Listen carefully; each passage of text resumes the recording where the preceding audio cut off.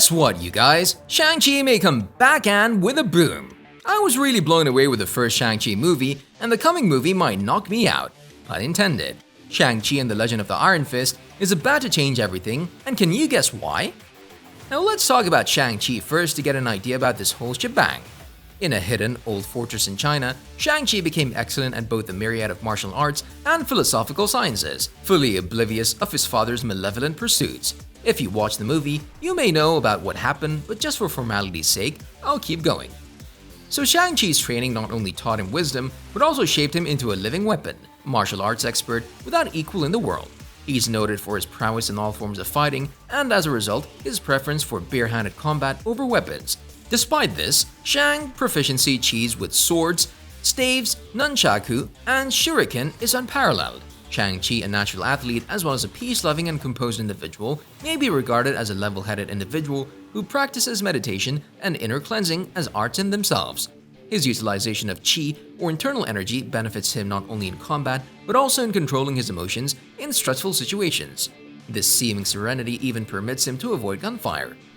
The recent hot topic about Shang-Chi right now is that Shang-Chi and the Legend of the Ten Rings, Marvel's most recent blockbuster, as it should, may have set up the MCU's version of Iron Fist. I know, but you guys calm down while I explain. Shang-Chi, which starred Simu Liu as Marvel's master of Kung Fu, properly positioned its namesake hero to become one of the next Avengers. But it didn't just debut Shang-Chi and his sister Xia Ling, who became leaders of the famed Ten Rings terrorist organization. It also introduced Ta Lo, a mystical world that's a significant departure from the comics. You remember that magical place from the movie protected by a changing bamboo maze? Yep, that's the one. Marvel Studios has a lot of liberty in developing Ta Lo, a magical village in an interdimensional area, because the Pocket Realm has appeared more in handbooks than in comic books. Amusingly, Shang-Chi drew on Iron Fist lore, presenting Ta Lo as a mystical realm that can only be accessed at specific times, where a mystical form of martial arts can be learned. This is the basic idea behind Iron Fist City, Kunlun, where Danny Rand learned how to channel the power of the Iron Fist. In the comics, Rand became Iron Fist by punching a dragon's heart, gaining its power. Shang-Chi was said to have a dragon's heart, albeit a much more spiritual sense. It's a significant improvement. At first look, this may be seen as making Iron Fist and Kunlun obsolete. Still, it's worth noting that in the comics, Kunlun is one of the 7 capital cities of heaven, which operate in a similar manner. Now, Kunzi is a city of dark magic overseen by the Crane Mother, whereas Tiger Island is a tropical paradise where women are expected to attend a man's every desire. Each of Heaven's 7 capital cities has a champion, just as the Iron Fist protects Kunlun. Hit that like button if you haven't done so already. In the MCU, Ta Lo might be one of these 7 realms and the one who possesses the dragon's heart. Originally Shang Mother, Chi Xing Li, and now her son is the champion of Ta Lo. Interestingly, recent comics have revealed that each of Heaven's 7 capital cities has a dragon, implying that Shang, Great Chi's protector, just validates this hypothesis. All of this suggests that Shang-Chi may not have rendered Iron Fist obsolete.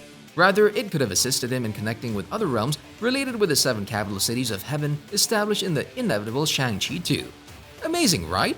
I personally think that it's worth noting that Shang abilities, Chi's, whether martial arts or powers, are visibly distinct from those created by the Kunlun monks, so there's plenty of opportunity for both. What do you guys think? And the MCU's Iron Fist may take a cue from Shang-Ta Chi's Lo by gaining the dragon's heart in a less harsh manner. The intriguing question is whether the MCU will continue the story of Danny Rand from Marvel Netflix's Iron Fist series. There's currently intense debate over whether the old Marvel television shows are canon to the MCU, and no doubt many fans would be disappointed to see Iron Fist rebooted simply because it would have implications for its sister shows. However, the fact remains that Iron Fist was one of the worst Marvel Netflix series, with star Finn Jones failing to demonstrate the kind of martial arts skills required by a so-called living weapon, and even a much improved season. The MCU would be unlikely to build on such a fragile foundation instead of trying something fresh and possibly bringing in a new Iron Fist courtesy of Shang-Chi and the Legend of the Ten Rings. You are a product of all who came before you. The legacy of your family. Sean Walker, the VFX supervisor for Shang-Chi and the Legend of the Ten Rings, revealed that the film does, in fact, smash that subscribe button and ring the notification bell.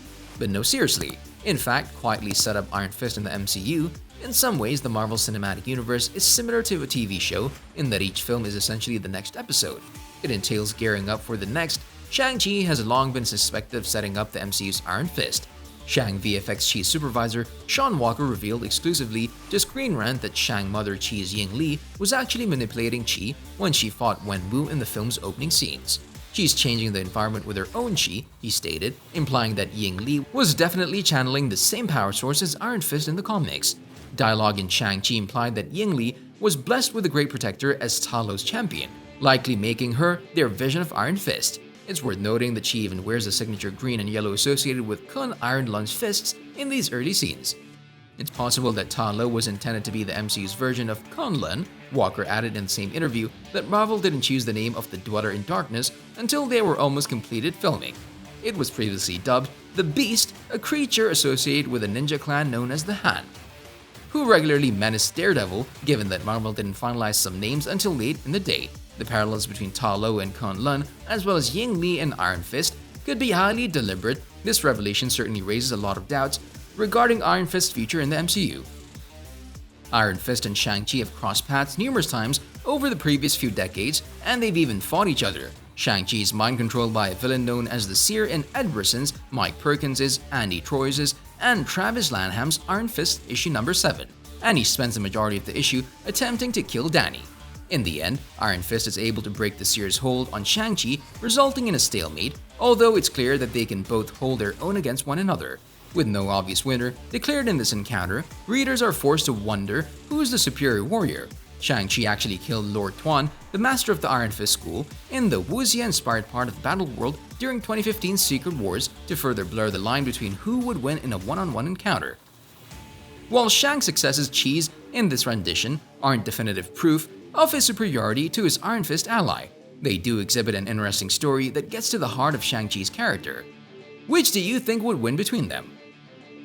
The 1970s were a golden age for martial arts action and heroes. Of course, figures skilled in martial fighting existed before the decade. Following Bruce Lee's films and the wave of kung fu cinema he championed, there were countless attempts to capitalize on the trend in film, television, and comic books. As a result, Shang-Chi and Iron Fist are two of Marvel's most exemplary kung fu era characters. Both heroes exude true 70s high-flying martial arts action, drawing from series and movies like Kung Fu and The Big Boss.